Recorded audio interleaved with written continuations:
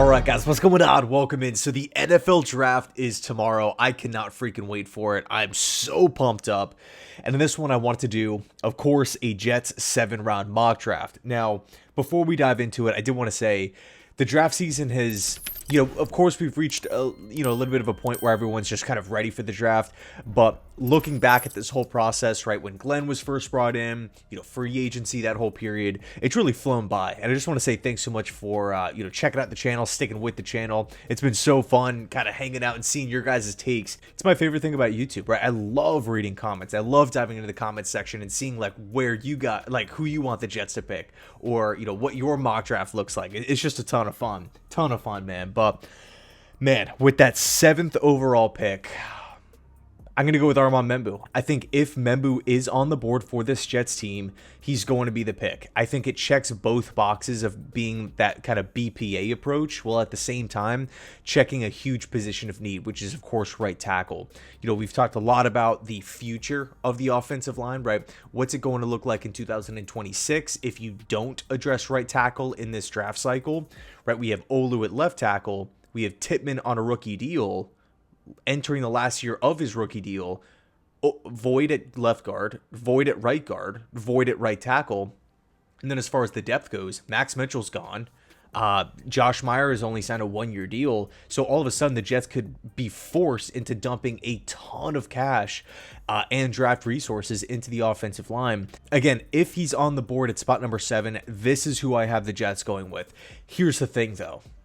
This week, over the last, I want to say 48 hours, we have all of these new draft reports and draft rumors, what's real, what isn't. Teams' boards are for the most part done, but also it's peak like smokescreen season. So now the talk is that Jacksonville is going to bypass Mason Graham and give Trevor Lawrence a weapon on the offensive side of the football. Is that going to be Ashton Jeanty? Is that going to be Ted McMillan? All of these new questions surrounding the Jacksonville Jaguars at spot number 5. And so the question then gets flipped to the Raiders. It's like, okay, well, if Genty's off the board now at 6, what direction do the Raiders go in? Everyone is mocking Membou now to the Raiders. Now, personally, I understand the fit, but I mean, you have Miller there, holding down the left side. I was actually pretty impressed with DJ Glaze, the 3rd-round pick from last year out of Maryland. Not saying he's some top 5 right tackle, but I just liked his promise coming in as a rookie 3rd-round pick. A lot of turmoil there, not much, not much success overall as a team, but I felt like Glaze was a bright spot. I don't necessarily know if I want to move off a guy like that going into year 2 after flashes, but in any case, it is a new regime and whatnot. I wouldn't put it past the Raiders to go with a corner like Pete Carroll. He's drafted corners high, but I mean, I think the obvious choice for the Raiders is Mason Graham, right? To take a guy in Graham and put him up next to Christian Wilkins and Max Crosby. I mean, look at the division that they're playing in. Bo Nix, Pat Mahomes, Justin Herbert, three great teams. 3 great teams.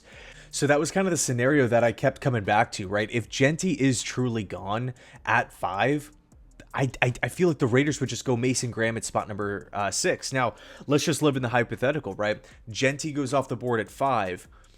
Raiders go Membou at 6. What do the Jets do? Well, I think Tyler Warren is sitting there. And then, of course, we also have Mason Graham sitting there.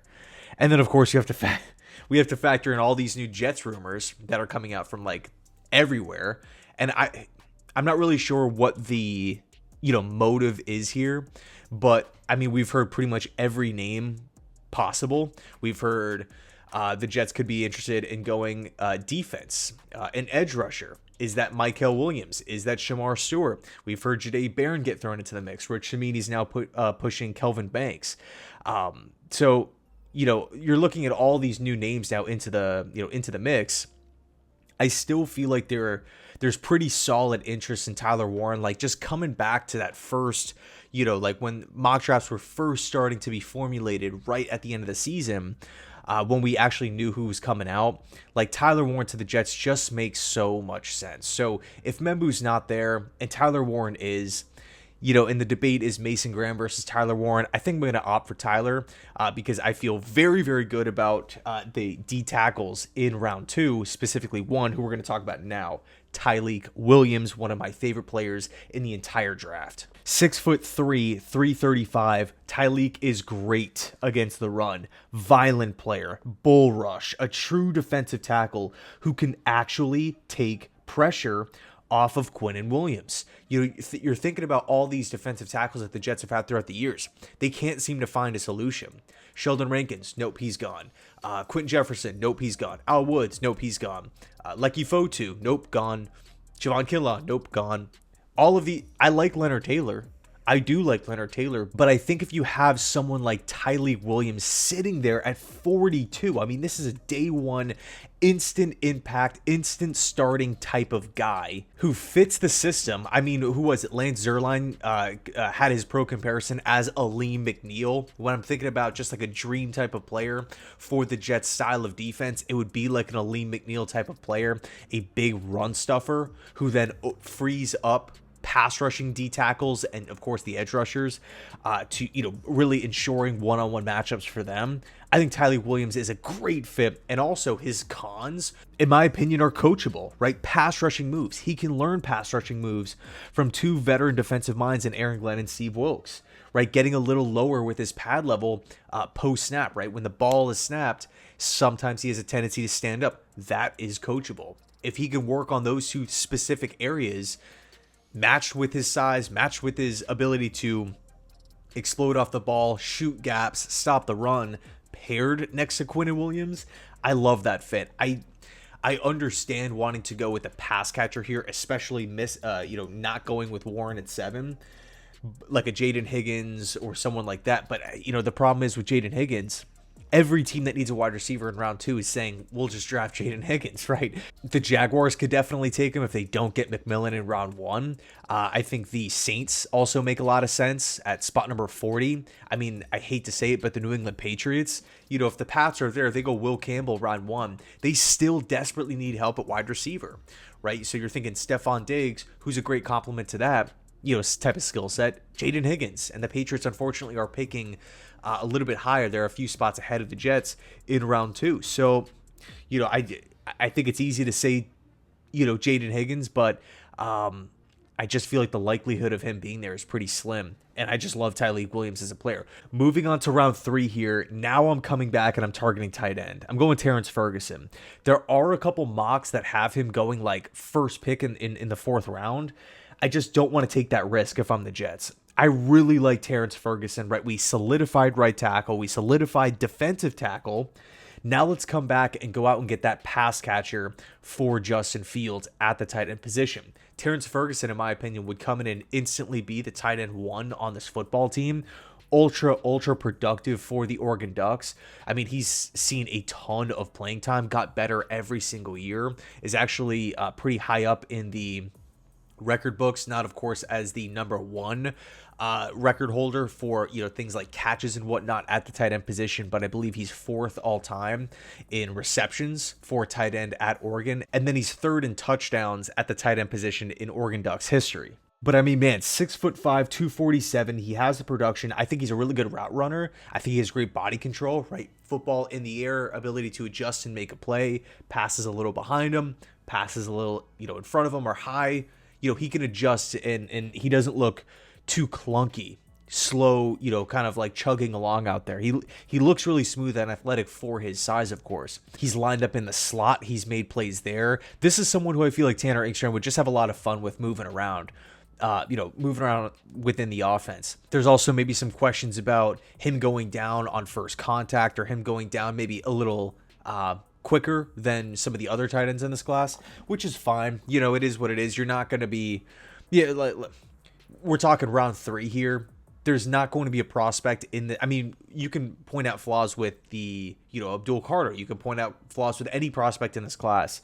So, guys have weaknesses. You're not going to be, selecting a player that's graded out as like a 99 out of 100 in the 3rd round. It's just not realistic. But Terrence Ferguson, I think he just makes sense. Again, positional need helps out Justin Fields. We're attacking tight end. We've addressed 2 major positions of need prior in right tackle and D tackle. Ferguson, best season of his career last year, got better every year.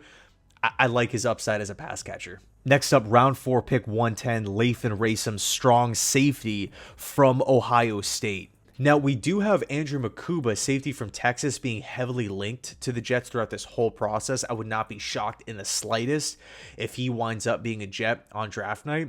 But I do feel like Makuba will be a round 3 selection. The reason why I went with Ferguson over Makuba in round 3, well, in the 10 different mock simulations that I did, Makuba was only on the board 3 out of those 10 times.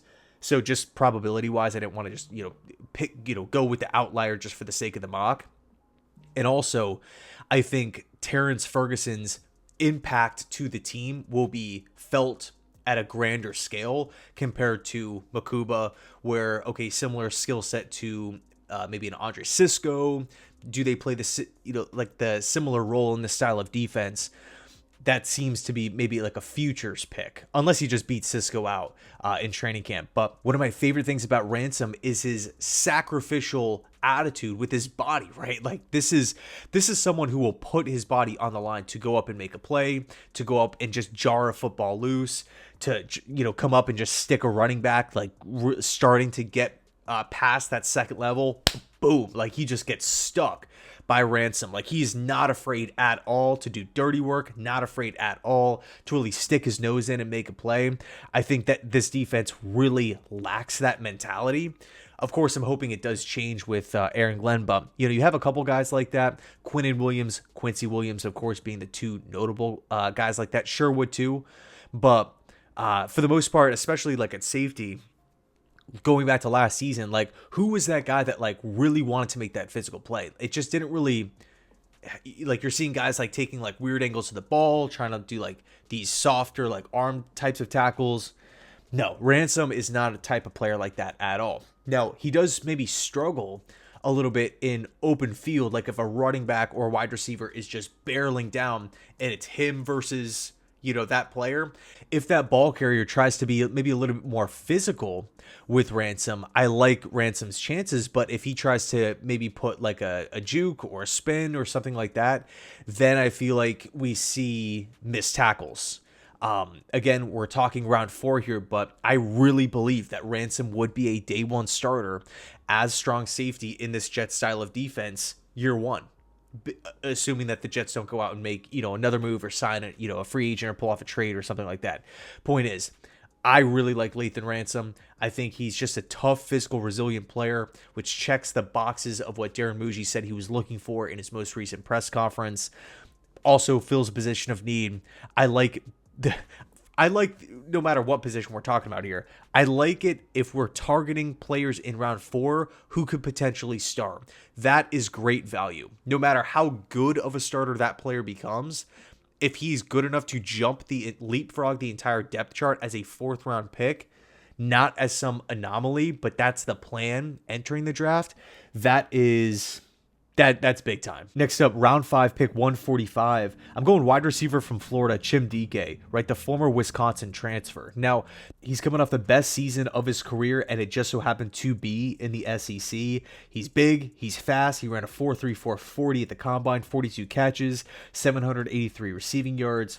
He plays with this kind of like reckless mentality, which I really, really like. He plays with a lot of juice, a lot of energy. Like you can tell, like, he has a fire burning inside him. Like he just doesn't want to go down. He doesn't want to, take plays off. He really seems like a coachable player. Now, sometimes, of course, the extra energy and effort gets the best of him by being like overly aggressive. But this is someone who could stretch the field. Now, granted, the Jets have been linked to Arian Smith, wide receiver from Georgia. Similar type of body type. Both guys, I feel like, can stretch the field deep. I mean, Smith is like fantastic speed. But there are questions about maybe route running. There's questions about just his overall polish as a wide receiver. So this is a little bit of a zag here. I just feel like DK is the better prospect. And, if we targeted Terrence Ferguson, that's going to help out the passing game. Now we come back with DK here in round 5, who I feel like can maybe see some time. Given the wide receiver depth chart, I don't think he's forced into action early, but I think if he does surprise, I have no problem starting him over Lazard or Josh Reynolds. I think he's just an interesting type of player at this portion in the draft, who of course checks a box of position of need. But I also think day one he would be the fastest down field threat that the Jets really have. I think Corley has a lot of speed as well, but I don't see Corley as some down the field, ripping the safeties up off the top of the defense, right? I'm thinking more so that perimeter threat who could really pull like that free safety up over the top, which would then, open things up over the middle of the field on crossing patterns to Garrett Wilson, or even off of play action. So I think that's a role that we just don't have that type of skill set right now in this Jets locker room. But DK, I think it's interesting that he was, of course, productive with Wisconsin, tough, physical, all those great things. But with Florida, where the competition is elevated big time, and we know what the SEC defenses bring to the table, best season of his career. So he's kind of like peaking right at the right time. And then you factor on top of it the great combine. So I do like Jim DK here. Next pick in round 5 here, 162. I'm going D end from Ole Miss, Jared Ivey, 6'6", 274 at the combine. He was listed as a playing weight at 6'6", 285 during the season, but he's long, lengthy. He's a good system fit. I'm thinking like out wide in a 4-3 system as a rotational player. His knock, right? Ivey's knock is like the explosion, the speed, like the athleticism, really. But when it comes to stopping the run, when it comes to like dicing up an offensive lineman with his length, when it comes to setting an edge, I really like Ivey here. That body type is just rare to find, right? Production in the SEC as well. 42 tackles, 7 sacks, the best season of his career. I think this is it's an interesting pick who fits the system, rotational edge rusher in year 1, but by year 2 you're thinking, okay, you know what, we can slap more on his plate. How good of a player, could he be a starter one day? I think the answer is actually yes, if of course he's developed right and he's in the right system. So I just really like the system fit with the Jets, right? We have the Jermaine Johnson Achilles thing kind of going on. We have Will McDonald's maybe, how good of a presence is he against the run? Could the Jets maybe want to get that bigger style of defensive end, which is why I feel like the Jets have shown interest in, guys like Shamar Stewart and Mykel Williams, who I'm personally not going to rule out at spot number 7, by the way. I think Mykel Williams makes a lot of sense just in this style of system for what the Jets want to do. But I digress. Jared Ivey, D end, Ole Miss. Next up, round 6, pick 186. Someone who I felt like, throughout the process was going to rise a little bit. Not saying to, round 2 or round 3 or anything like that, but Johnny Walker, defensive end from Missouri. So back-to-back D ends here for the Jets. Walker and Ivey present two different skill sets, right? Walker is that guy that flies off the football, more so that stand-up rusher.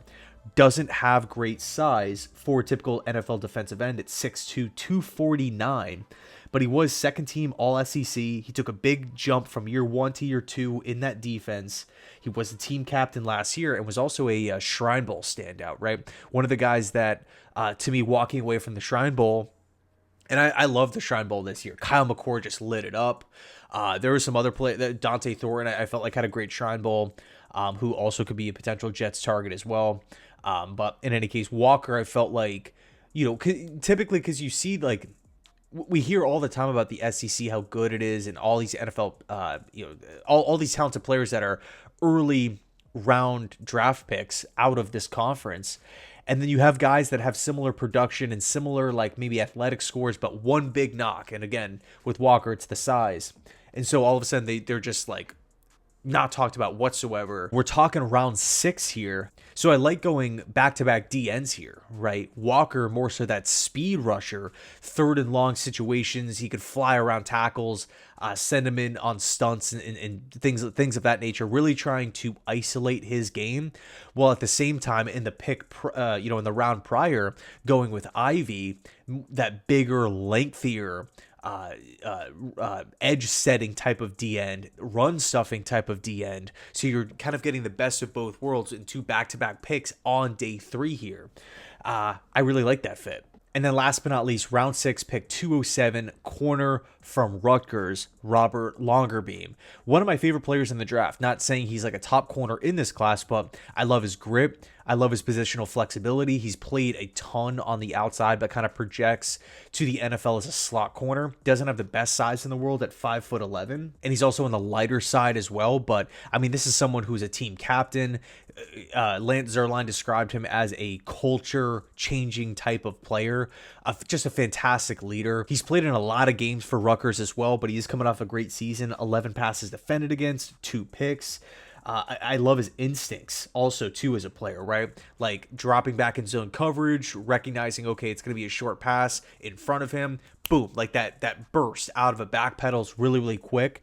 I felt like Rutgers asked him to do a lot at the corner position, right? Press, off, man, zone, slot, outside. And he all kind of did. There wasn't really any sort of main issues. Like, man, this guy, there's a glaring weakness. We can't put him in this situation. No, we can do a lot of different things. He can do whatever is asked of him. A little bit of an older player as well at 24 years old. I like the experience level. I like the, and also too, like you're watching him play. He's not the biggest guy in the world, but he does play with this like physical edge, right? Maybe the pass catcher, beats him and catches the pass, and they're going down to the ground, but Longerbeam will just, stick his hand in there and just knock it out real quick, force the incompletion, right? It's just little stuff like that. A guy maybe catching a pass on the sideline, and right before he's about to get his first foot in bounds, Longerbeam will just not tap him out, incomplete pass. It's that little stuff like that, those little details that I feel like the former corner and Aaron Glenn will really gravitate towards. And by the way, Longerbeam has met with the Jets. There seems to be some interest there. I believe it was at the local pro day the Jets met with Longerbeam, but in any case, there's the mock. Let me know your mock down below in the comment section. It really seems like that seventh overall pick is starting to heat up. Again, every name under the sun, all of a sudden being linked to the Jets at 7. Kelvin Banks, Ashton Genty, Jalen Walker, Mykel Williams, Tyler Warren, Armand Membu. We've seen some Will Campbell buzz, but it's looking like he's going to go 4th to the Patriots. Who else? Shamar Stewart as well. Janae Barron, did I say him? I'm not even sure at this point. But yeah, thanks so much for watching. I appreciate you guys. And as always, go Jets.